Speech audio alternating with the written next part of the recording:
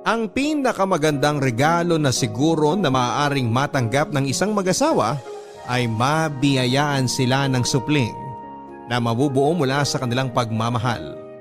Pero minsan may mga pagkakataon talagang hindi umaayon ang kapalaran sa ating kagustuhan. Ikaw, anong gagawin mo kung hindi ibigay sa iyo ang pinakaaasa mong regalo? Ang masarap sa pagkakaroon ng sariling pamilya ay ang mga plano at pangarap ninyong mag-asawa na inyong inihahanda para sa hinaharap. Ito ay isang karanasan kung saan ay kayo mismo ang huhulma ng mga bagong henerasyon ng kabataang hahalili sa ating mundo. Pero ika nga nila, lahat ng plano ay nasusunod at ganito na nga ang nangyari sa letter sender natin ngayong araw na si Gudo, na ang tanging gusto lang naman sa buhay ay ang magkaroon ng lalaking anak. Yun nga lang ay naging mailapang swerte kay Gudo na tila ba hirap pa yata siyang magkaroon ng uniko iho kesa manalo sa loto. Mabibigyan pa kaya ng pagkakataon si Gudo na maabot ang kanyang hiling o talaga bang pagkakaita na lang siya ng kapalaran? Yan ang mga dapat nating abangan sa mga kwento ng pag-ibig, buhay at pag-asa dito sa nangungunang Barangay Love Stories. Dear Papa Dudut, magandang tanghali po sa inyo. Ako po si Godofredo, pero tawagin niyo na lamang po ako sa palayaw kong Gudo. 40 anyos na po ako at gwardiya sa isang remittance center dito sa Bacolod. 23 years old lamang po ako noong makilala ko ang ngayoy asawa ko nang si Loretta na mas bata ng 5 taon kesa sa akin. Matapos kaming magpakasal ay nabiyayaan agad kami ng panganay na babae. Bagamat hindi ito ang inaasahan kong kasarian ng magiging anak ko, ay masaya naman ako kahit papaano na makabubuo kami ng pamilya ng asawa ko. Papa Dudut, kung ako ang tatanungin ninyo, ay gusto ko sana magkaroon ng lalaking anak. Isang anak kung kanino ko maaaring ipasa ang mga katangian ko. Gusto ko ring magkaroon ng lalaki sa pamilya namin nang sa ganoon ay magkaroon ako ng kasamang magbabantay sa aming pamilya.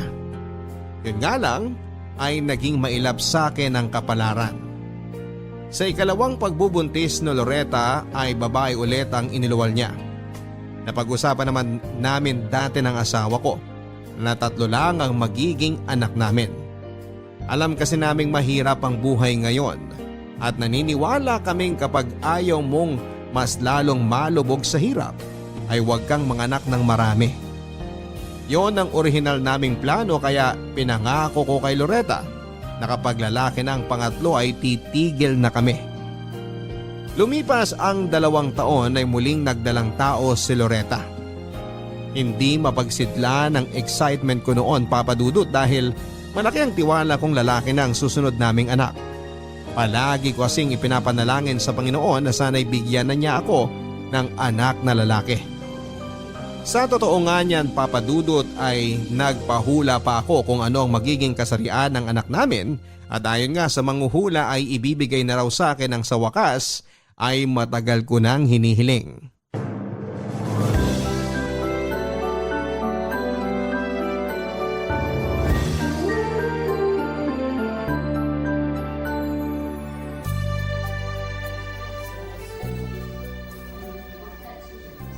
Hoy, ba't naman ganyan ang itsura mo? Para kang bibitayin ah. Kinakabahan kasi ako eh. Sana naman lalaki na ibigay sa atin. Nakakadalawang babae na tayo eh. Wala namang masama sa pagkakaroon ng babaeng anak eh. Blessing pa rin yan. Alam ko, pero mas maganda pa rin kung bukod sa babae, magkaroon din tayo ng lalaking anak. Sa bagay, gusto ko rin namang magkaroon ng anak na lalaki pero kung sakali mang babae ang nasa tiyan ko ngayon, wala ring problema sa akin yun. Tingin ko lalaki yan. Sabi ng manghuhula sa akin, makukuha ko na ngayon ang hinihiling ko. Kaya tiyak akong lalaki na ang susunod na magiging anak natin. Nagpapapaniwala ka sa mga hula-hula na yan? Grabe, ibang klase talagang kagustuhan mong magkaanak ng lalaki ah. Yan na lang talaga ang hiling ko sa buhay eh. Loretta, halina kayo. O tara na, tinatawag na tayo ni Doktora. Good morning, Doc! Good morning! Kumusta ang pagbubuntis? Ayos naman, Doc. Wala namang problema. Pangatlo ko na to, kaya medyo sanay na akong magbuntis. Wala ka bang mga kakaibang nararamdaman? Wala namang bago, Doc. O sige, magpalit ka na ng gown para masimulan na natin yung physical exam. Nag-take ka ba ng kahit anong gamot during pregnancy? Hindi po, Doc. Puro vitamins ang iniinom ko. Hindi ka naman nagkasakit, sinipon or nilagnat. Wala po, Doc. Healthy tayo ngayon. Masyado akong maingat tuwing nagbubuntis ako eh. Ayoko maapektuhan si baby. That's good! So, wala naman ako nakikitang abnormality sa katawan mo ngayon. Kuha na lang tayo ng urine sample mo tapos silipin na natin si baby. Naku, Doc. Ayan na yung hinihintay ni Godo. Alam mo, kanina pa yan kinakabahan. Bakit naman? Umaasa kasi yan na lalaki tong magiging baby namin. Sana nga po, lalaki na para makumpleto na kami. Talaga ba? Di bale, aalamin na natin yan ngayon. Pero i-check muna natin ang heartbeat ni baby para sure. Okay naman. Wala namang problema. Maglagay lang tayo ng lubricant dito sa abdominal area tapos... Ayan! So, una nating gagawin, check muna natin yung kabuuan ng uterus. So far, wala namang problema. Tignan nyo, maganda ang posisyon ng bata. Nakatalikod nga lang siya. Medyo mahihain si baby Pero sobrang kulit po. Galaw ng galaw. Kapag po ba makulit, ibig sabihin ba lalaki na yan? Gusto mo na ba talagang malaman? Opo, kanina pa po ako hindi mapakali. Okay, hanap lang tayo ng anggulo ha. 2 bagay lang ang kailangan nating tignan para malaman ang gender ni baby. Una, kung may dome shape dun sa genital part tapos may linyang nakaturo sa ulo ni baby. Siyempre kasi naka-fetal position si baby, no? Ang ibig sabihin nun, lalaki ang gender ni baby. Kapag naman may 3 linya sa genital part ng bata na parang hamburger, ibig sabihin ay babaeng baby. So, ito yung genital part ni baby. Anong napapansin nyo? Wala po akong makita eh. Ay, tuturo ko na lang. Nakikita nyo ba to? Itong V-shape na to? Ito yung thighs ni baby. So, ibig sabihin, itong part na to, dito natin makikita yung genital niya. So, makikita naman natin na may mga linya dito. Isa dito, tapos pangalawa, then pangatlo. Ibig sabihin, it's a girl! Congratulations! Babae ulit ang anak nyo! Sigurado po ba kayo, Doc? Baka naman mali lang kayo ng tingin. Hoy, Gudo! Tuturuan mo pa talaga si Doktora. Nakakahiya ka, ha? Naku, Gudo, huwag ka malungkot. Kahit ano pa man ang gender ng anak nyo, it's a blessing. You should be thankful kasi may iba akong pasyente na talagang hirap makabuo ng baby. Whether it's a girl or a boy, does it really matter? Yan nga po ang sinabi ko sa kanya kanina eh. Wala naman pong problema, Doc. Medyo umasa lang talaga kasi ako na lalaki.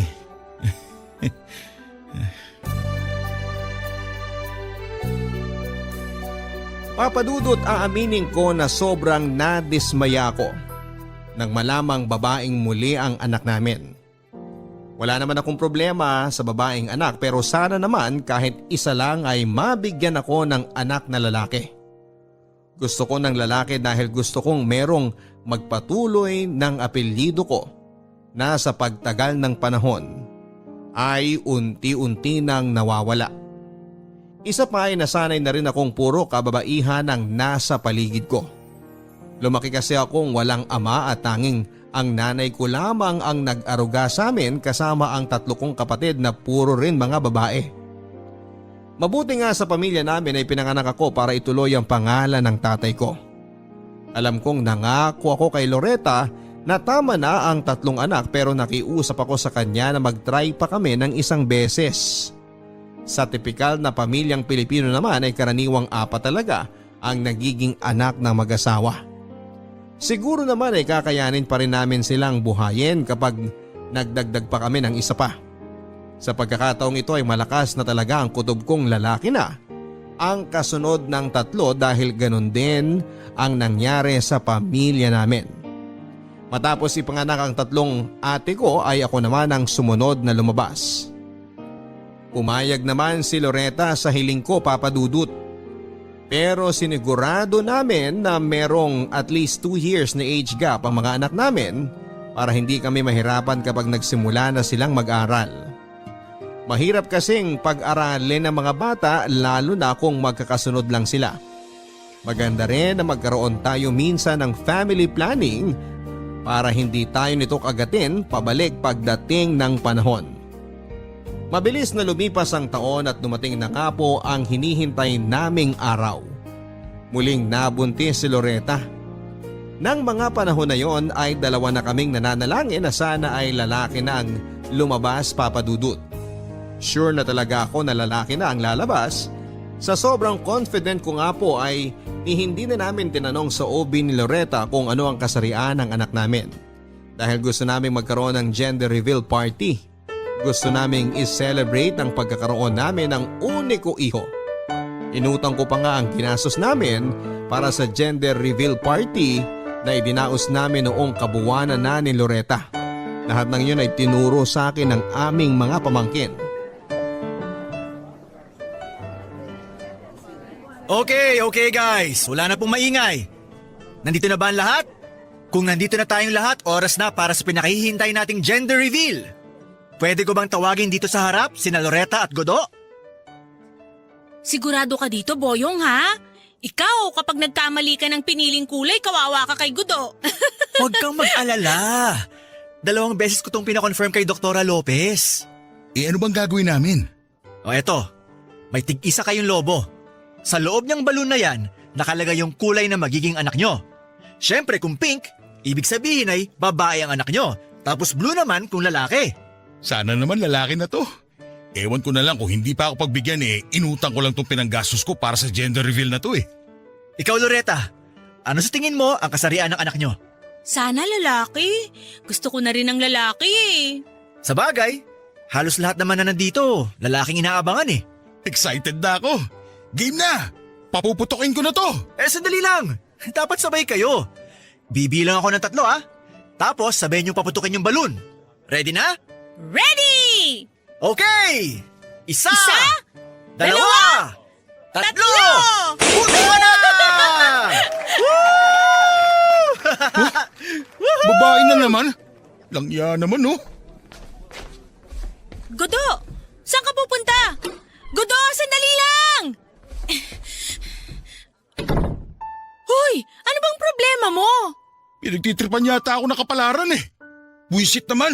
Godo, kahit babae itong dinadala ko, anak mo pa rin to. Anong klaseng reaksyon naman yan? Naka-video pa naman tayo. Paano na lang kapag lumaki na tong bata at nakita yung mga video ngayong araw? Ano na lang iisipin niya pag nalaman niyang dismayado ang ama niya nang malamang babae ang anak niya? Hindi mo naman ako masisisi 4 na babae? 4 na babae na ang anak natin. Isang lalaki lang inihiling ko pero bakit naman ang hirap naman makuha nun? Kung hindi talaga para sa atin ang magkaanak ng lalaki, baka hindi talaga para sa atin yon. Wala namang nakakaalam sa kung ano ang plano ng Diyos Ang damot naman ng Diyos. Nakakawalang gana. Huwag ka namang magsalita ng ganyan, Gudo! Kung gusto mo talaga ng lalaki, pwede tayong magampon. Maraming bata ang nawawalan ng magulang araw-araw. Ayoko! Gusto ko sa akin mismo manggaling ang bata magdadala na apelyido ko. Gusto kong dugot laman ko magiging anak ko. Anong magagawa natin kung hindi tayo mabiyayaan ng lalaking anak? Ano, magmumukmo ka na lang dyan hanggang sa mamatay ka? Para kang bata Anong tingin mo sa mga anak mo? Laruan na kapag hindi mo nakuha yung inaasahan mong kulay, magtatampo ka na? Gudo, buhay itong pinag-uusapan natin. May emosyon sila. May pakiramdam sila. Iwan mo na nga muna ako. Gusto ko mapag-isa. Kakahiya ka? Hindi ka na nahiya sa mga bisita natin? Magpapa-gender reveal ka tapos magtatantrums ka dahil hindi natupad yung resultang inaasahan mo? Buksan mo naman yung isipan mo, Gudo! Sabi nang iwan mo muna ako Bahala ka nga dyan! Loretta, bakit? Ano nangyari kay Godo? Bakit siya umalis? Kausapin mo yung kaibigan mo ha? Nakaka-high blood eh! Bakit? Hindi ba siya natuwa na babae ulit magiging anak nyo? Eh ano pa nga ba? Ang ganda-ganda ng mood ko tapos sisirain lang ng kaibigan mong magaling? Akong bahala. Kakausapin ko siya. Mabuti pa nga! Papadudot ayaw na talagang magkaanak ni Loretta. Pagod na raw siya at isa pa ay pinoproblema na rin niya ang mga gastusin sa bahay lalo na't lumalaki na ang pamilya namin. Pero hindi ako makakapayag na mamamatay na lang akong walang anak na lalaki. Ilang taon nang lumipas bago ko muling napapayag si Loretta. Kung ano-anong ritual na ang ginagawa ko para lang magkaroon ng lalaking anak. Nag-research pa nga ako ng magagandang posisyon sa kama para lang makuha ang inaasam ko. Kung ano-anong herbal medicine na rin ang ininom ko bago sumabak para lang makabuo ng lalaki. Matagal bago muling nagkaroon ng bata sa sinapupunan ni Loretta. Muntik na nga po akong mawala ng pag-asa dahil para bang hirap na siyang magbuntis. Dahil siguro ay pareho na rin kaming tumatanda na kaya medyo nahihirapan na kaming makabuong muli. Pero hindi naglaon ay naka-jackpot din kaming dalawa at nagkaroon din ng laman ng tiyan ni Loretta. Magkahalong kaba at saya ang naramdaman ko noong malamang kong buntis muli ang asawa ko. Excitement dahil sa tsansang maaari na akong magkaroon ng lalaking anak at kaba dahil baka mamaya ay babae na naman ang lumabas. 3 linggo pa lang na nagdadalang tao noon si Loretta ay kung ano-anong kabaliwan na ang ginagawa ko. Lahat ng pinaglihian ni Loretta ay puro related sa lalaki. Dumating din sa puntong pinaiiwas ko siyang dumikit sa mga babae at baka mahangina ng bata sa tiyan niya. Tawagin niyo na po akong hibang pero desperado na talaga ako noon ng mga panahon na yon. Nang dumating sa buwan kung kailan maaari nang malaman ang kasarian ng bata, ay hindi ko nasamahan si Loretta sa kanyang check-up. Double shift kasi ako noon sa trabaho, Papa Dudut. Kaya mag-isa na lamang siyang nagpunta ng doktor para magpakonsulta. Matapos ang check-up ay masayang umuwi si Loretta at agad na ibinahagi sa akin ang balitang matagal ko nang gustong marinig. Lalaki daw ang dinadala niyang bata. Barangay Love Stories. Barangay Love Stories. Ang mga Kapuso shows mapapanood at mapapakinggan din abroad via GMA Pinoy TV, GMA Live TV at GMA News TV channels. Para mag-subscribe, visit www.gmapinoytv.com. Follow us at GMA Pinoy TV on Facebook, Twitter, Instagram, YouTube, Viber, and TikTok for the latest updates on Kapuso programs, artists, events, promos, and more. Salamat, Kapuso! Barangay Love Stories. Barangay Love Stories. Papadudot, meron na akong 4 na Maria. Kaya naman hindi ko alam kung paano ang magiging reaksyon ko kapag nalaman kong babaeng muli ang magiging anak namin kung sakasakali. Kapag ganon ang nangyari ay baka magtampo na ako sa Panginoon. Mabuti na nga lang at ibinigay na niya sa wakas ang matagal ko nang hinihiling. Sa wakas ay magkakaroon na rin ako ng lalaking anak. Hindi na namin naisipang magpa-gender reveal muli, Papa Dudut, dahil magastos ito. At sa totoo lang ay wala naman itong saysay. Mas mabuti pang itanong na agad sa doktor kung ano ang kasarian ng bata para wala nang umasa pa dahil sa totoo lang, Papa Dudut, ay masakit ang umasa lalo na kapag hindi nagkatotoo ang inaasahan mong mangyari. Rodrigo ang naisip kong itawag na pangalan sa ika-5 kong anak, Papa Dudut. Lalaking-lalaki ang datingan, malakas at matapang. Hindi ko ikakaila, Papa Dudut, na kumpara sa mga nauna kong anak ay naging mas maalaga ako ngayon kay Loretta habang buntis siya. Gusto ko kasing maalagaan ang maayos ang bata habang nasa tiyan pa lamang ito dahil sa mga panahong ito pa lamang ay nagsisimulang mabuo ang bata at ayokong magkaroon ito ng komplikasyon. Nasa 2nd trimester pa nga lang ang misis ko noon ay nagsimula na akong bumili ng mga gamit para sa bata. Mga panlalaking damit, laruan at kung ano-ano pa. Maging ang mga anak kong babae ay excited na rin sa wakas na magkakaroon na sila ng kapatid na lalaki. Siguro ay nagsawa na rin siguro sila na puro babae ang kalaro nila sa loob ng bahay namin. Kaya maging sila ay hindi na makapaghintay. Ipinangako ko rin kay Loretta na si Rodrigo na ang pinakahuli. Lumampas na kasi kami sa orihinal na kota na napag-usapan namin kaya marapat na lang na hindi na siya masundan pa. Papadudot nang dumating ang araw na pinakahihintay ko ay walang pagsidla ng tuwa na nararamdaman ko nang magsimula ng mag-labor ang asawa ko. Gudo! Ano? Kumusta na si Loretta? Ayun, kapapasok lang nila ng operating room. Kagabi pa nagle-labor eh. Tinurukan na nila ng pampahilab. Eh ikaw, anong nararamdaman mo? Tinatanong pa ba yan? Siyempre excited na ako. Lalaki na ang magiging anak namin. Sa wakas, magkakaroon na ako ng lalaking anak. Hindi lang halata pero super excited na ako. Eh paano kung biglang babae pala yung lumabas? Gago ka ba? Ba't mo sasabihin yan? Lalaki ang nasa tiyan ni Loretta ngayon. Yan ang sinabi ni Dr. Lopez nung huli siya magpa-check up. Ikaw Boyong ha, bumusirain ang araw ko ha. Kung ano-ano sinasabi mo dyan. Ito naman, di na mabiro. Joke lang yun. Pero alam mo, may mga case naman talaga minsan na nagkakamali nang nakikita yung mga doktor. Akala nila talong, pero sa pangalawang tingin, pechay pala. Isa pa, kapag di ka tumigil dyan, babatukan na talaga kita. Pinapatawa lang naman kita. Namumutla ka na oh. Excited ka mo tapos hindi ka mapakali dyan. Eh syempre, may halong ka ba rin naman akong nararamdaman? Ooperahan ng asawa ko, kaya natural na mag-alala ako. Kaya nga pinapatawa kita eh. Eh di mag-joke ka ng nakakatawa. Hindi yung kung ano-ano pa sinasabi mo. Mamaya mahipan ka pa ng anghel dyan. Uy, naniwala siya sa sinabi ko. Ayaw mo talagang tumigil ha? Aray ko, masakit yun ah. Biruin mo na ako tuwing lasing. Biruin mo na ako tuwing bagong gising. Huwag mo lang ako biruin habang nanganganak ang asawa ko. Oo na. Pagkatapos ng 4 na babae, sa wakas, may lalaki na rin ha. Alam mo, dapat sumama ka sa loob ng operating room eh. Para makunan mo yung pagkapanganak ng uniko iho mo. Milestone to pre. Naisip ko na nga rin yan kanina. Kinausap ko si Dr. Lopez kung pwede bang sumama ako sa loob. Kaso hindi siya pumayag. Sabi niya, maduguro yung mga ganap sa panganganak. Baka mamaya bigla akong himatayin sa makikita ko. Dati, nagpapapasok naman daw siya ng mga mister sa loob. Pero simula nung may mawalan ng malay sa mismong operating room, ipinagbawal na niya ang mga audience. Ganun ba? Sa bagay, takot ka rin naman kasi sa dugo. Maganda na rin yung naging desisyon ni doktora. Ano sa tingin mo? Nanganganak na kaya siya? Ewan ko, ba't ako tinatanong mo? Ako ba doktor? Ang tagal kasi. Nakapaghintay ka nga ng ilang taon bago nagkaroon ng lalaking anak.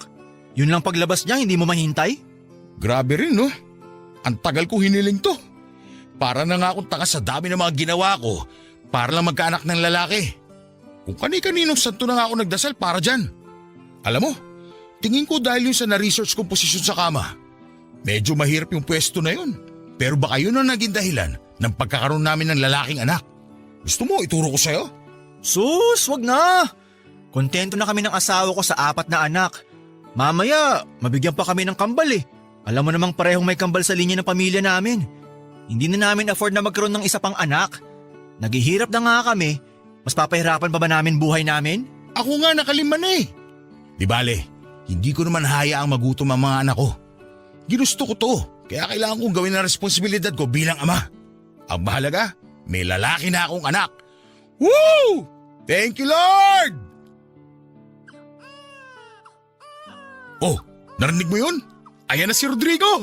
Ano gagawin natin? Tara! Abangan natin sa pinto! Teka, Rodrigo? Oo, Rodrigo ipapangalan ko sa kanya. Tigasin ang dating, hindi ba? No comment. Ayun na siya! Siya na ba yun? Nakita ko na siya! Halika na, dali! Hello, Godo! Congratulations! It's a healthy, bouncing baby girl! Baby, girl? Babae ang anak ko, Doc! Yes! Hindi ba nasabi ni Loretta sa'yo? Sa pagkakatanda ko inalam na niya yung gender ng bata nung huli kami nagkita. Pero sabi niya lalaki ang magiging anak namin. Ay, wala akong alam dyan. Basta I said it loud and clear na babae ang 5th child nyo.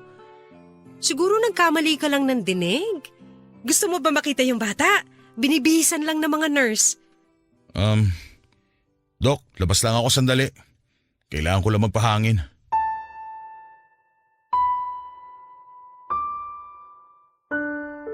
Papadudod para akong sinaksak ng patalikod nang malamang kong hindi pala lalaki ang ipinagbubuntis ni Loretta.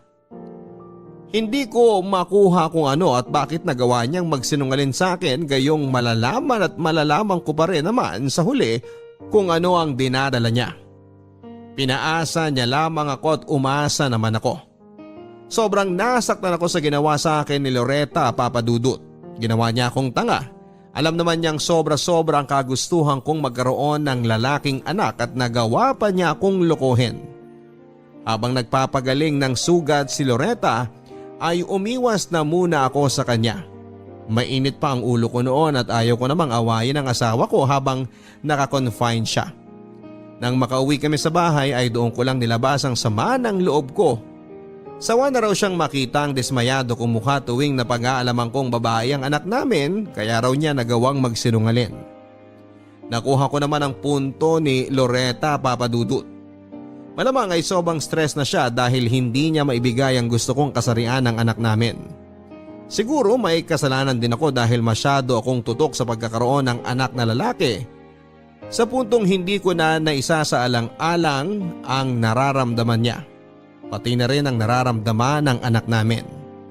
Nang mga panahon na yon, Papadudot, ay tinanggap ko na lamang na hindi na ako magkakaroon ng lalaking anak. Naaawa na rin ako sa asawa ko dahil alam ko kung gaano kahirap ang magbuntis. Aaminin ko na medyo nahihirapan na talaga kami pagdating sa pinansyal na aspeto ng buhay namin. Hindi sapat ang nakukuha kong sahod bilang security guard para mapuna ng pangangailangan ng ngayoy 5 na naming anak, kaya napilitan na ring umextra si Loretta sa karinderya para makatulong sa mga gastusin. Katulad ng pinangako ko kay Loretta, tumigil na kami sa ika-5 naming anak. Mahirap man para sa aking kalooban ay pinilit ko na lamang natanggapin ng mga anak kong babae. Isa pa ay unfair din para sa kanila na harap-harapan kong ipamukha sa kanila ang kagustuhan kong magkaroon ng lalaking anak. Mahal ko rin naman sila at naisip kong maaari ko pa rin naman silang palakihin base sa kung ano ang kagustuhan ko. Yun nga lang, kapag nag-asawa na sila ay hindi na nila madadala ang apelyido ko.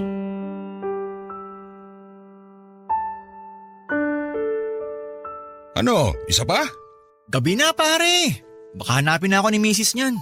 Ngayon lang naman to eh. Sige na, samahan mo na ako. Oh, sige na nga. Isang bote na lang ha. Oo. Marites, isang bote pa nga dyan ng gin. Pero pag di ko na kaya uminom, pass na ako ha. Ikaw bahala. Ano bang meron at naglalasing ka? Karaniwan, hanggang 2 bote lang tayo ah. Ngayon mukhang makakaapat pa tayo. Nagtatampo ako sa mundo pare. Para kasi akong pinaglalaruan. Bakit naman? Dahil ba di ka mabigyan ng anak na lalaki?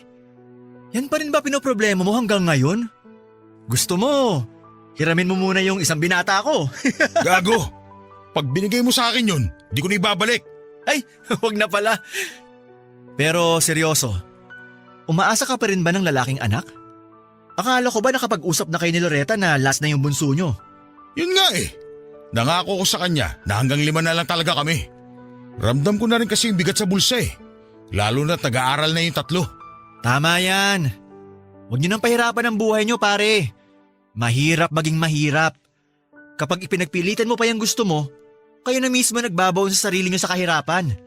Sa buhay ngayon, hindi na pwede yung bira lang ng bira. Kailangan din natin maging wais. Ang daya lang kasi. Anong madaya ron? 5 na nga anak mo. Alam mo, nakikita ko sa'yo yung sarili ko nung bata ako. Bakit naman? Nung bata kasi ako, kolektor ako ng holen. Dumadayo pa nga ako nun sa ibang barangay para lang makipaglaban eh. Kung tama pa memorya ko, nasa 200 na yata koleksyon ko nun. Tapos nakatago pa sa kahon ng sapatos. Pero sa dami ng koleksyon ko nun, hindi pa rin ako makontento. Gusto ko kasi makuha yung isang Holland ng kaklase ko na kakaiba. Galing daw abroad. Sobrang ganda nun pare. Isipin mo, isang Holland tapos may maliit na Holland pa sa loob. Alam mo kung anong ginawa ko? Ano? Nakipaglaban ako sa kaklase kong yun para lang makuha ko yung kakaibang Holland niya. Ayun nga lang, natalo ako na natalo. Hanggang sa 50 Holland na lang natira sa koleksyon ko. Kinumpara mo pa talaga ang anak ko sa Jolene? O ano namang kinalaman sa problema ko ngayon? Wala, pero halos pareho tayo ng sitwasyon noon. Pareho tayong may isang bagay na gustong-gustong makamit. Ang kaibahan nga lang, bata pa ako noon. Ikaw, matanda na ngayon. Hindi ko alam kung lasing na ako o hindi ko lang talaga makuha ang punto mo. Ang punto ko, sana marunong ka makontento sa kung anong meron ka ngayon. Huwag mong hayaang dumating ang araw na baka mawala pa sa iyo ang mga anak mo dahil lang sa pansarili mong kagustuhan. Bata pa yung mga anak mo pero may isip na sila. May pakiramdam na sila. Akala mo lang hindi nila napapansin pero sigurado ako na nararamdaman din nila na hindi sila ma-appreciate ng tatay nila. Bahala ka. Baka dalhin nila yung pakiramdam na yan hanggang sa pagtandaan nila. Ayoko rin naman mangyari yun. Eh di wag mong gawin. Bago pa man mangyari yun, tumigil ka na. Alam mo, swerte ka nga eh. Kasi nabigyan ka ng 5 anak. Alam mo ba na miracle baby ako? Hirap na makabuo nun ng mga magulang ko. Pero sa awa ng Diyos, nabiyayaan pa rin sila ng anak. Ang kaso, malapit na mag-40 noon si nanay. Dumating nga sa puntong pinapipili na si tatay ng doktor kung sinong isasalba niya sa pagitan namin ng nanay ko. Maselan kasi ang pagbubuntis ni nanay noon. Kung alam mo lang, desidido na si tatay noon na iligtas sa nanay ko. Muntik na akong hindi maipanganak. Mabuti na lang magaling yung doktor. Nagkaroon ulit na milagro. Naisalba niya kaming 2. Hanggang sa, ayun na nga, kaharap mo na ako ngayon. Hirap eh. Oo, nagpapasalamat naman ako sa mga biyayang natanggap namin mag-asawa. Pero minsan hindi ko lang maiwasan mapatanong sa sarili ko kung may problema ba sa akin. May kulang ba sa akin kaya hindi ako makabuo ng anak na lalaki? Sagutin mo nga ako. May requirement ba para magkaroon ng lalaking anak? Hindi ko masasagot yan. Hindi naman ako Diyos eh. O baka naman kay Loretta yung problema. Puro babae rin kasi sila eh. Baka nagmana sila sa nanay nila. Katulad ng sinabi ko, hindi ko masasagot yan. Eh, itry mo kaya sa ibang babae. Malay mo, mag-ibang resulta. Oy, biro lang yun ha. Baka naman seryosoin mo. Wag na wag mo pagtataksila ng asawa mo.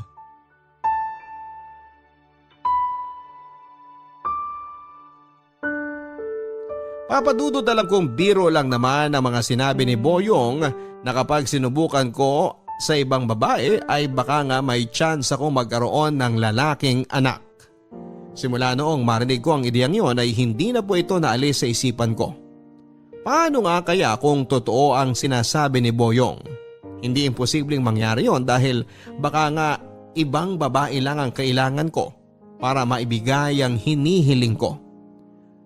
Ayaw nang magkaanak ni Loretta at malinaw na sa akin yon. Ang ginawa ko na lang ay tinutuo ko ang biro ni Boyong at naghanap nga ako ng ibang babae. Doon ko na po nakilala si Marisa, 28 years old at isang bar girl. Una ko siyang nakita nang minsang mag-inuman kami ni Boyong sa isang bar nang manlibre ito dahil birthday niya. Maganda si Marisa, papadudot. May taglay siyang ganda na nakakaakit para sa mga kalalakihan. Sinubukan ko makipagkaibigan sa kanya. Mag-isa na lang daw siya sa buhay matapos siyang lumaya sa probinsya nila dahil minamaltrato siya ng kanyang stepfather. Nakipagsapalaran siya sa ibang lugar at simula noon ay mag-isa na niyang binubuhay ang kanyang sarili. Papadudot niligawan ko si Marisa. Nagkaroon kami ng relasyon kahit na hindi ko naman siya mahal. Alam kong hindi rin niya ako mahal at pera lang ang habol niya sa akin. Nabasa ko na yon sa ugali niya dahil hindi siya marunong maglabas ng emosyon, gawa na rin siguro ng masaklap niyang nakaraan. Sa maikling pagsasama namin ni Marisa ay sinadya kong buntisin siya. Nagalit siya sa nangyari dahil naapektuhan ang trabaho niya sa hindi inaasahang pagbubuntis nito. Gusto na nga niyang ipalaglag noon ang bata pero pinigilan ko siya. Ipinangako ko naman na aalagaan ko siya habang dinadala niya ang anak ko. Pinilit ko siya noong magpa-check up sa doktor para malaman ko kung ano ang kasarian ng dinadala niya. Pero hindi naman siya pumayag. Sayang daw kasi ang pera, imbis na pampa-check up ay gagamitin na lamang niya itong pangbayad sa nirerentahan niyang maliit na apartment. Walang kaalam-alam noon si Loretta sa ginagawa kong kabulastugan, Papa Dudut. Sinabi ko naman sa inyo na desperado na talaga ako noong mga panahon na yon at gagawin ko ang lahat magkaroon lamang ako ng lalaking anak. Naghintay ako ng 9 na buwan hanggang sa ipinanganak na nga ni Marisa ang ipinagbubuntis niya. Papa Dudut, babae ang naging anak ni Marisa. Sa ika-6 na pagkakataon ay babaeng muli ang naging anak ko. Hindi ko alam kung anong meron sa akin at ni isa ay hindi ako makabuo ng lalaki. Siguro noong nagpasabog ng kamalasan ng Diyos ay bukas kamay kong sinalubong at sinalo ang lahat ng ito dahil hindi man lang ako magawang dalawin ng swerte. Biruin mo, Papa Dudut, nagkaroon ako ng 6 na anak at ni isa ay wala man lang naging lalaki. Ibang klase rin pala ang kamalasang dala ko. Dahil hindi na ibigay ni Marisa ang gusto ko ay iniwan ko siya. Alam kong tatawagin niyo akong gago sa ginawa ko pero tinakbuhan ko ang responsibilidad ko kay Marisa. Hirap na nga po akong mag-alaga ng 5 anak ay magdadagdag pa ako ng isa pa. Kaya ang ginawa ko ay iniwan ko siyang mag-isa kasama ang anak naming 2. Kapag nalaman ni Loretta ang ginawa ko ay tiyak na kamumuhian niya ako at ayokong mangyari yon kaya agad-agad akong lumayas sa buhay ni Marisa. Ipinagpatuloy ko na lamang ang buhay, Papa Dudut. Ginawa ko ang responsibilidad ko bilang ama sa mga anak ko kay Loretta. Tumayo akong padre di pamilya sa kanila at ipinakita kong mahal na mahal ko sila kahit na ganoon ang nangyari. Umabot ng ilang buwan at nakahinga ako ng walang paramdam si Marisa. Sa tingin ko ay bumalik na rin siya kaagad sa dati niyang trabaho. Wala na akong balita sa kanya dahil hindi na kami bumalik pa ni Boyong sa bar kung saan siya nagtatrabaho.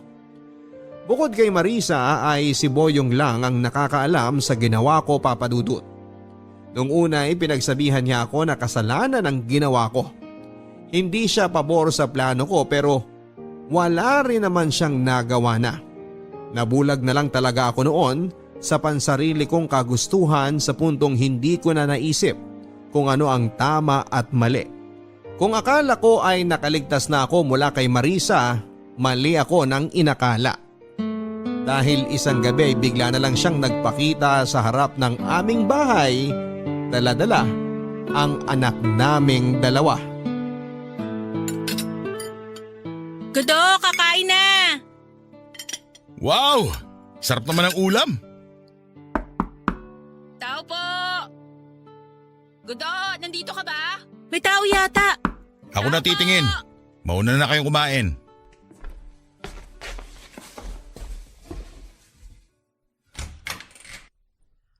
Marisa? Anong ginagawa mo rito? Baka makita ka ng asawa ko. Hindi pa ba niya alam ang ginawa mo sa akin? Baliw ka ba? Gusto mo bang mamatay tayong pareho dito? Umalis ka na. Aalis ako, pero iiwan ko sa itong bata. Nahihibang ka na talaga. Hindi ko tatanggapin yung batang yan. Anak mo to. Anong akala mo? Kaya mong takbuhan tong responsibilidad mo sa batang to? Nang ganun-ganun lang? Gudo, kahit saan ka magtago, kaya kitang hanapin. Gusto mo ba ng pera? Sige, bibigyan kita ng pera basta umalis ka na rito. Hindi ako nagpunta rito para hututan ka. Pumarito ako para iwan sa itong batang to. Lika nga rito. Ano sa tingin mo ginagawa mo? Tinatakot mo ba ako? Hindi ako natatakot sa'yo. Gudo, bar girl ako. Wala akong kakayahang alagaan tong batang to. Di pa ako handang maging ina. Gudo, anong meron? Sino tong babaeng to? Wala. Nagtatanong lang ng direksyon. Pumasok ka na sa loob. Bakit, miss? Sino bang hinahanap mo? Wala nga sabi, ako nang bahala rito. Ikaw ba yung asawa ni Gudo? Ako nga, bakit? May kailangan ka ba sa amin? Hawakan mo tong batang to. Teka lang! Ayan. Ano gagawin ko sa batang to? Marisa, ano bang ginagawa mo? Anak namin yan ang asawa mo. Hindi ko yung kayang buhayin, kaya binibigay ko na siya sa inyo. Anong sabi mo? Anak nino? Loretta, huwag ka maniwala sa sinabi niya. Marisa, nababalo ka na ba talaga? Siguro nga baliw na ako kasi pumatol ako sa gagong tulad mo. Pero mabait ako. Kasi kahit papano, binigay ko siya sa inyo. Kesa naman iwan ko siya sa kalsada. Simula ngayon, responsibilidad nyo na yung batang yan. Gawin nyo kung anong gusto nyo sa kanya. Kung ayaw nyo siyang kunin, iiwan ko na lang siya dyan sa labas. Aba, tarantado kang babae ka! Sandali nga lang! Ano bang nangyayari rito? Ikaw, babae ka! Sino ka ba talaga? Huwag mo na akong kilalanin. Kasi ito na yung magiging huling pagkikita natin. Kung may katanungan ka pa, itanong mo na lang sa asawa mo. Aalis na ako, may trabaho pa ako. Hoy! Bumalik ka nga rito! Anong gagawin ko sa batang to? Kudo! Loretta, magpapaliwanag ako! Totoo ba? Totoo ba yung mga sinabi niya? Na anak niyo to? Ganito kasi yan. Huwag ka magagalit ha, pero... Kudo! Kanina pa ako galit! Kung wala lang ako hawak na bata ngayon, kanina ka pa nakatikim sa akin!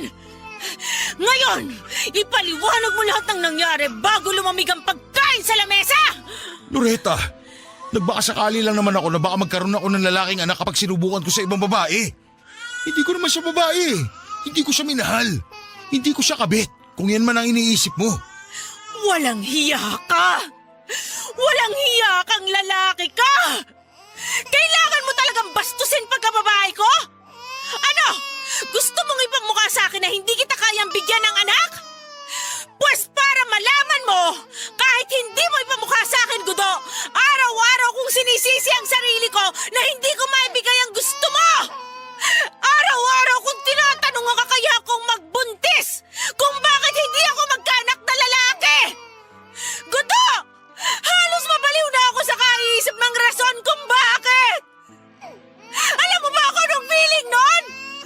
Alam mo ba kung gaano kabigat sa pakiramdam na bilang asawa mo? Hindi ko maibigay sa'yo ang hiling mo! Tapos ngayon gagaguhin mo lang ako ng ganito! Loretta, hindi ko naman gustong iparamdam sa iyo yung mga bagay na yan. Hindi mo gusto pero ito ang araw-araw kong nararamdaman! Palaki ng palaki ang pressure sa parte ko tuwing nakikita ko sa mukha mo ang dismaya tuwing nalalaman mong babae ang pinagbubuntis ko. Lalong-lalo na tuwing nakikita kitang tuwang-tuwa habang nagkukwento ka ng mga gagawin mo kung sakaling magkaroon ka ng lalaking anak. Alam mo kung bakit ako nagsinungaling sa'yo nun? Kasi hindi ko na kaya makita ang pagkadismaya sa mukha mo. Ayoko na makita na disappointed ka sa mga bagay na binibigay ko sa'yo kasi feeling ko, hindi ko nagagampanan ng maayos ang parte ko bilang asawa mo. Hindi ko naman alam. Hindi ko alam na ganito na pala kalala ang nararamdaman mo. Kunin mo tong bata sa kamay ko! Loretta, maniwala ka! Kunin mo tong bata! Oo na! Hindi ko matatanggap yung batang yan sa pamamahay ko!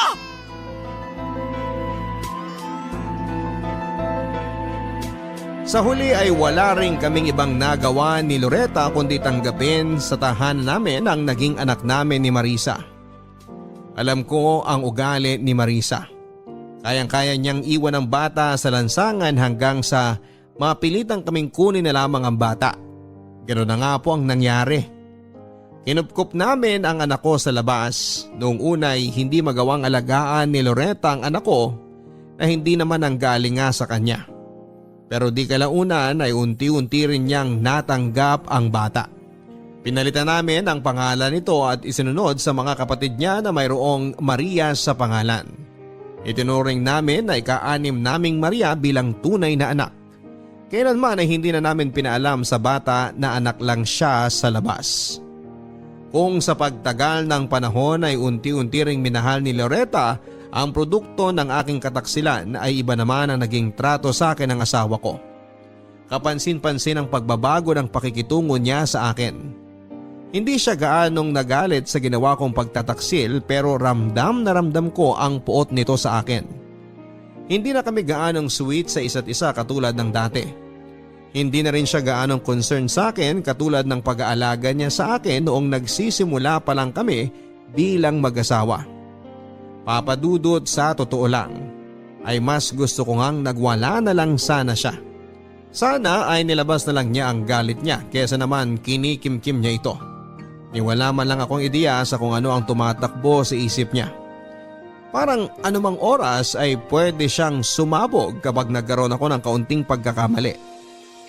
Sa mga sumunod na taon ay siniguro kong hindi ko na masisira ang tiwala sa akin ni Loretta. Naging loyal ako sa kanya at sa abot ng aking makakaya ay pilit kong ibinigay ang kagustuhan niya. Bawat galaw ko ay pinag-iisipan ko ng mabuti dahil alam kong kapag nakagawa muli ako ng kasalanan sa asawa ko ay hindi na ako mabibigyan pa ng panibagong pagkakataon.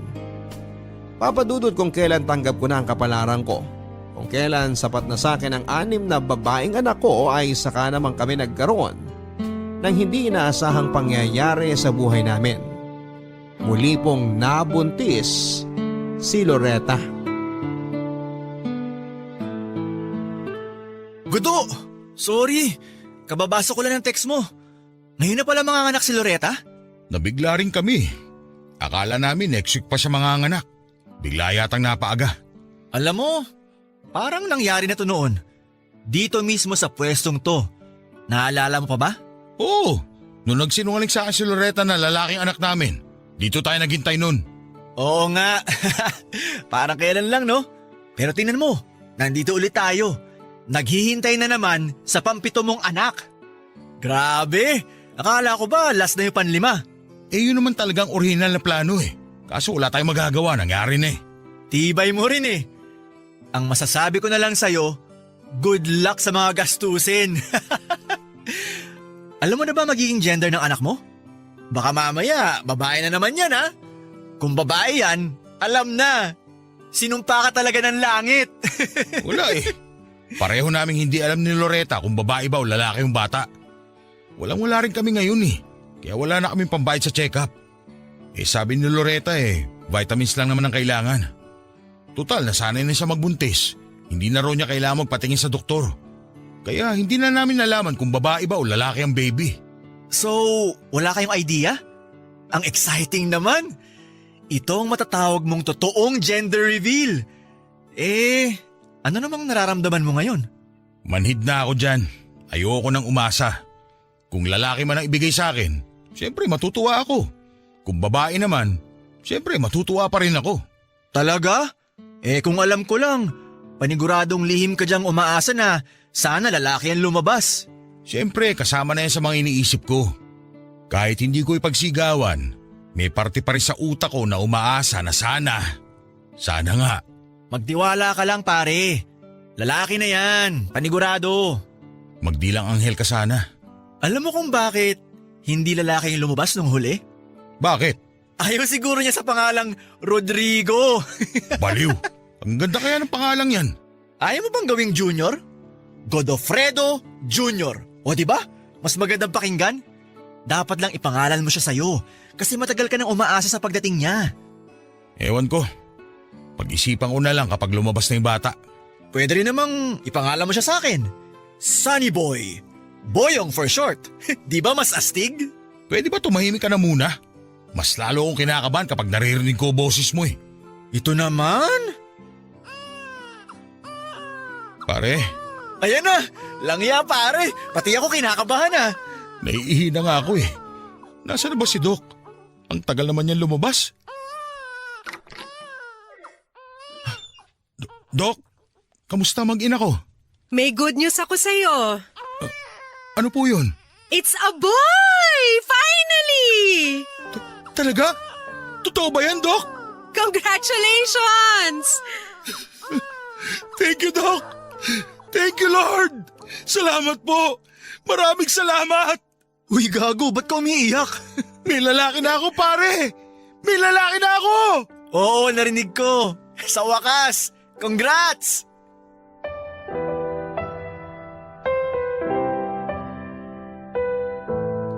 Papadudod kung kailan sumuko na ako ay saka naman biglang ibinigay sa akin ang gusto ko. Sa wakas ay meron na akong anak na lalaki. Sa wakas sa hinabahaba ng paghihintay ko ay ibinigay na rin sa akin ng Panginoon ang matagal ko nang hinihiling. Sa sobrang saya ko ay maaari na akong mamatay dahil alam kong meron nang magpapatuloy ng pangalan ko.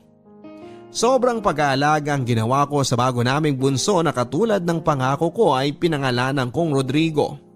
Dahil siya lang ang kaisa-isang lalaki sa mga anak namin ay medyo mas maraming atensyon ang ibinigay ko sa kanya.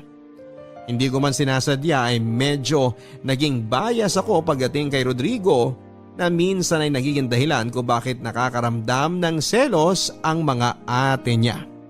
Paano ba naman kasi Papa Dudut may mga bagay akong ibinibigay kay Rodrigo na kailanman ay hindi naranasan ng iba niyang kapatid. Katulad na lamang noong first birthday niya, si Rodrigo na siguro ang may pinakabonggang birthday party na ginasasa namin ni Loretta. Sobrang pag-aalaga rin ang ginawa ko sa kanya nang magpatuli siya. May mga sariling lakad din kaming dalawa na for the boys lang at bawal ang babae. Kung minsan kapag napapaaway siya sa mga kapatid niya ay si Rodrigo ang palaging kinakampihan ko. Hindi na siguro ako magtataka Papa Dudut kung lumaki siyang papa's boy dahil mas malapit ako sa kanya kesa sa mga kapatid niya. Kung tama ako ay favoritism ang tawag dito na hindi ko naman kinakaila. Kaso nga lang Papa Dudut, sa pagtanda ni Rodrigo ay may isang bagay akong napapansin sa kanya na pilit kong idinidinay. Para kasing iba ang galawan niya kumpara sa mga lalaking kaedaran niya. Habang nagkakaedad ay unti-unting lumalabas ang tunay niyang pagkatao na siyang kinakatakutan ko. Ayoko mang isipin pero mukhang ang uniko iha ko ay isa palang bakla. Barangay Love Stories. Barangay Love Stories. Ang mga Kapuso shows mapapanood at mapapakinggan din abroad via GMA Pinoy TV, GMA Live TV at GMA News TV channels. Para mag-subscribe, visit www.gmapinoytv.com. Follow us also at GMA Pinoy TV on Facebook, Twitter, Instagram, YouTube, Viber, and TikTok for the latest updates on Kapuso programs, artists, events, promos, and more. Salamat, Kapuso! Barangay Love Stories. Barangay Love Stories. Papa Dudut, na kumpirma ko ang hinala ko nang maabutan ko si Rodrigo sa kanyang kwarto habang suot-suot ang blouse at palda ng kanyang ate. May makeup sa kanyang mukha at may tuwalya sa ulo na nagsisilbing buhok niya. Halos atakihin ako sa puso nang makita ko ang itsura ng anak ko. Hindi ko matanggap na ang batang matagal ko nang hinihiling ay lumalaking Becky. Paano siya makakahanap ng asawa kung malamya siya? Paano siya magkakaanak para maikalat ang apelyido ko kung bakla siya? Papa Dudut, hindi ako pumayag. Pinilit kong gawing lalaki ang anak ko.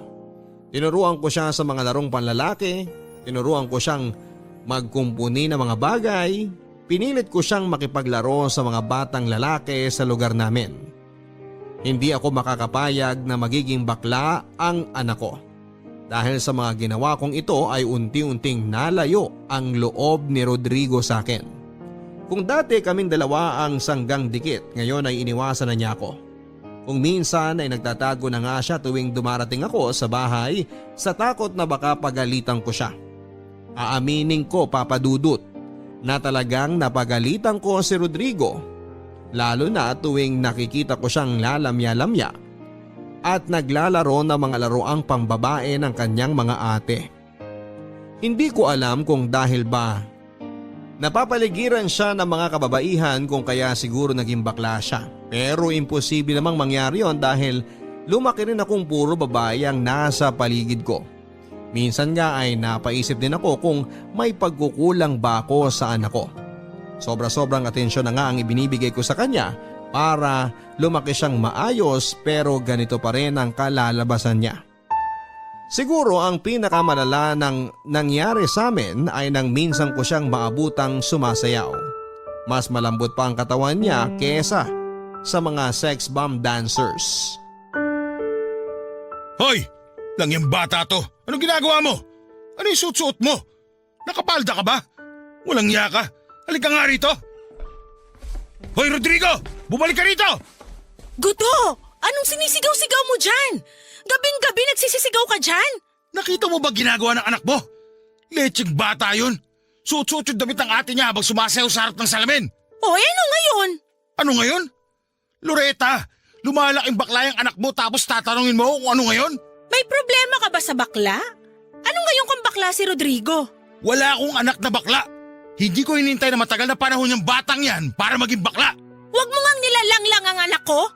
Wala kang pakialam kung gusto niyang maging bakla. Nasasabi mo lang yan kasi hindi mo nakikita ko anong pinaggagawa niya. Kapag nakita mo lang ang itsura niya kanina, pati ikaw mahihiya. Alam ko kung anong itsura niya. Ako ang nag-makeup sa kanya. Kaya naman pala malakas ang loob eh. Kinukonsinti mo pala. Loretta, huwag mo naman turuan ng maling pamumuhay ang anak natin. Walang mali sa anak ko. Walang mali sa pagiging bakla. Alam mo kung anong mali? Yang pamumuhay mo. Gudo, kailan ka ba makukontento ha? Ang dami mo nung kuda na gusto mo magkaroon ng anak na lalaki. Tapos ngayon binigyan ka, nagrereklamo ka pa rin? Ano na lang ba ang gusto mo sa buhay? Humingi ako ng lalaking anak. Lalaki, hindi bakla. Wala ka nang magagawa. Kahit magtumbling ka ba dyan o maglakad ng patiwarek, hindi mo na mababago ang totoong pagkatao ni Rodrigo. Kung gusto ko, may magagawa ako. Anak ko yan. Kayang-kaya kong baguhin ng batang yan. Kung kailangan ko siyang ilublob sa drum ng tubig, gagawin ko, magbago lang siya. Subukan mo! Wala kang pakialam sa kung anong gusto kong pagpapalaki sa anak ko. Pwede ba hindi mo siya anak? Parang awa mo na. Hayaan mong mamuhay ng masaya si Rodrigo. Anong sinabi mo? Bata lang siya. Hayaan mong gawin niya ang gusto niya. Huwag mo siyang sakalin dahil lang sa kagustuhan mong maging lalaki siya. Hindi yan ang tinatanong ko. Ano yung unang sinabi mo? Wala! Hindi ko siya anak? Anong ibig mo sabihin doon? Loretta, sagutin mo ako. Bakit mo sinabing hindi ko anak si Rodrigo? Dahil hindi mo siya anak. Paano ko siya hindi naging anak? Iba ang ama niya. Ibang lalaki ang nakabuntis sa akin. Ginugutay mo ba ako? Totoo ang mga sinasabi ko. Bakit? Masakit ba? Masakit bang marinig na may anak din ako sa labas? Masakit, no? Hayop kang babae ka! Damdamin mo yung sakit, Gudo! Damdamin mo yung sakit sa dibdib mo ngayon dahil kung ano man ang nararamdaman mo ngayon, ganyan na ganyan ang naramdaman ko nung nalaman kong may nabuntis kang ibang babae. Nagpabuntis ka sa ibang lalaki para lang doon? Ano? Ginawa mo to para maghigati sa akin? Para doon lang, Loretta? Ginawa mo lahat ng yun para saktan ako?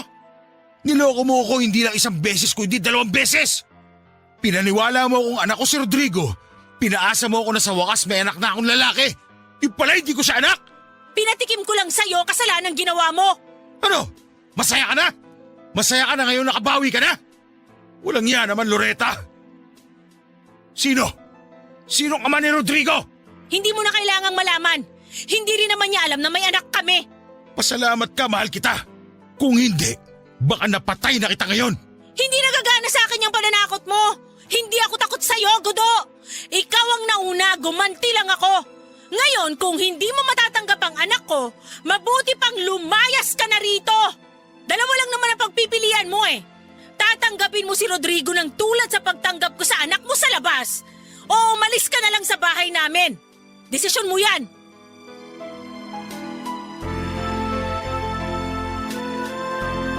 Papadudot para kung sinampal ng katotohanan ang malaman kong hindi ko anak si Rodrigo. Natigilan ako sa kinakatayuan ko para iproseso ang napakaraming impormasyong ibinato sa akin ni Loretta. Una, nagtaksil siya. Pangalawa ay nabuntis siya ng ibang lalaki at pangatlo ay hindi nanggaling sa akin si Rodrigo. Nanikip ang dibdib ko sa mga nalaman ko. Ayaw tanggapin ng puso ko na ang batang minahal ko, ang batang pinangarap ko, ang batang akala ko ay milagrong mula sa may kapal ay hindi ko pala anak. Isang matinding away ang namagitan sa amin ni Loretta ng gabing yon. Maraming gamit ang nasira. Maraming tiwala ang nabasag. Sa sobrang takot nga ng mga bata ay nagpatulong na sila sa kapitbahay namin para lamang matigil ang sigawan sa loob ng bahay. Natakot daw sila na baka mapuno ako at masaktan ko ang nanay nila. Mabuti na lang at dumating noon si Boyong upang kalmahin ako. Dahil sa nangyari ay ilang araw din akong hindi umuwi sa bahay. Hindi rin ako pumasok sa trabaho na muntik ko nang ikatanggal. Nanatili ako kina Boyong habang nagpapalamig. Sa mga araw na yon ay pilit kong tinanggap ang katotohanan. Sobrang nadurog ang puso ko noon, Papa Dudut, nang malaman ko ang rason kung bakit nagawa ni Loretta yon sa akin. Gusto niyang bawian ako sa ginawa kong pagtataksil sa kanya. Gusto niyang iparamdam sa akin ang sakit na naramdaman niya noong nalaman niyang nagkaroon ako ng anak sa ibang babae. Kaya pala hindi siya nagalit noon, yung pala ay may sarili na siyang plano para sa paghihiganti niya. Ipinatikim lang daw niya sa akin ang ginawa ko noon sa kanya. Masakit din pala, Papa Dudut. Sobrang sakit pala kapag nagtaksil sa iyo ang pinakamamahal mo. Sa pagdaan ng mga araw sa kabila ng matinding sama ng loob na naramdaman ko ay mas nangibabaw pa rin ang pangungulila ko sa pamilya ko. Hindi naglaon, Papa Dudut, ay nakapagdesisyon akong makipagbati na lamang muli kay Loretta.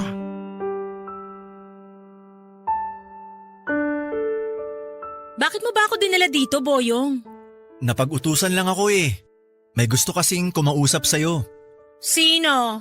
Yung magaling mong kumpare? Galing ah! Paano mo nalaman? Obvious naman eh. Ano? Nasa na siya? Sandali lang ah. Tatawagin ko siya. Huwag kang aalis dyan ah.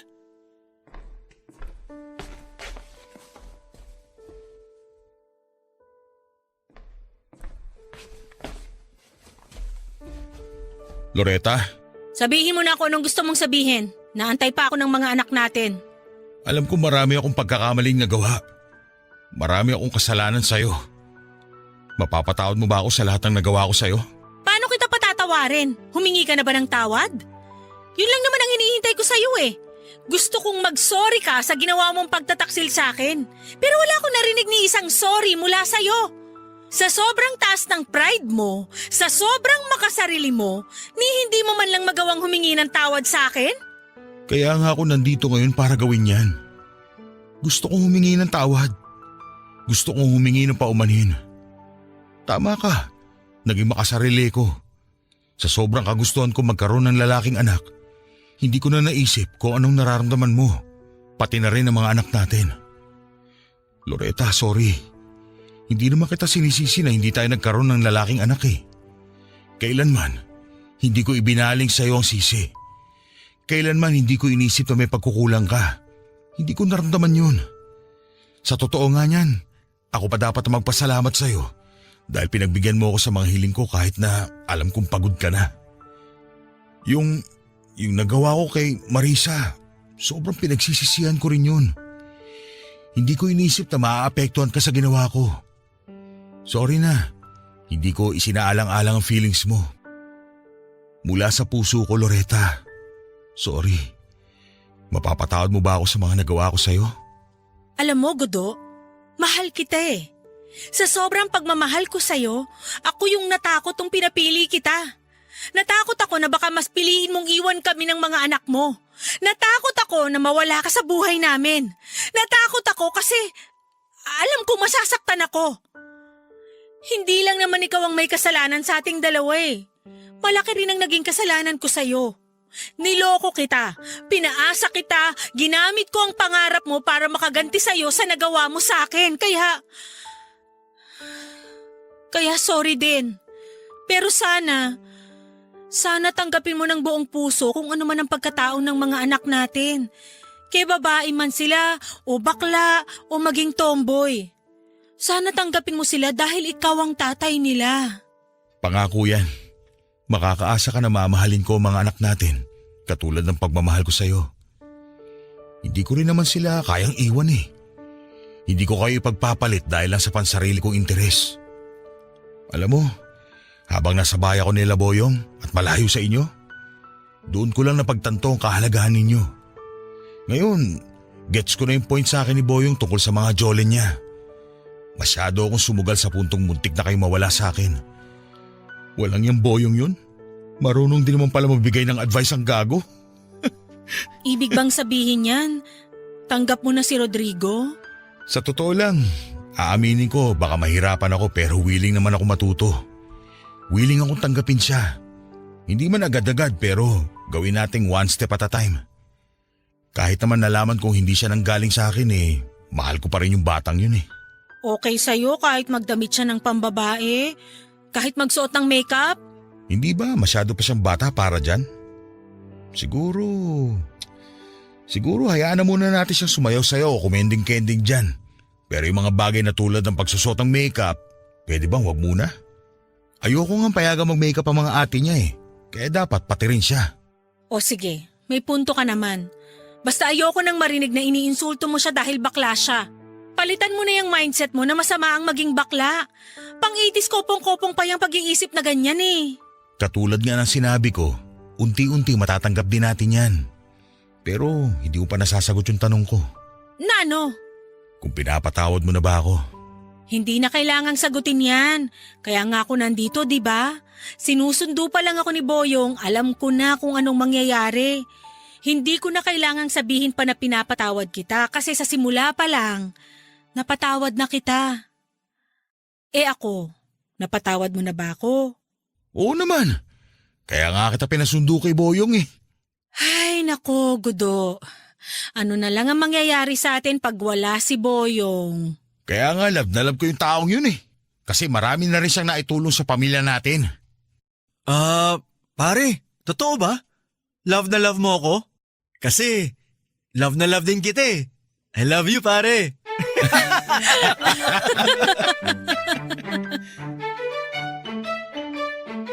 Papadudot ayoko mawala sa akin ang pamilya ko.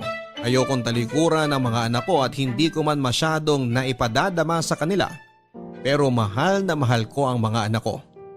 Mahirap patawarin ang ginawa sa akin ni Loretta. Pero sa akin din naman nagsimula ang lahat kaya pinilit ko na lang siyang intindihin. Matagal bago namin naibalik sa dati ang tamis ng pag-iibigan namin ni Loretta.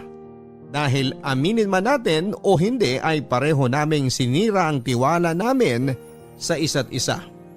Gayunpaman sa tulong ng tunay na pag-ibig ay unti-unti ring nanumbalik sa dati ang lahat.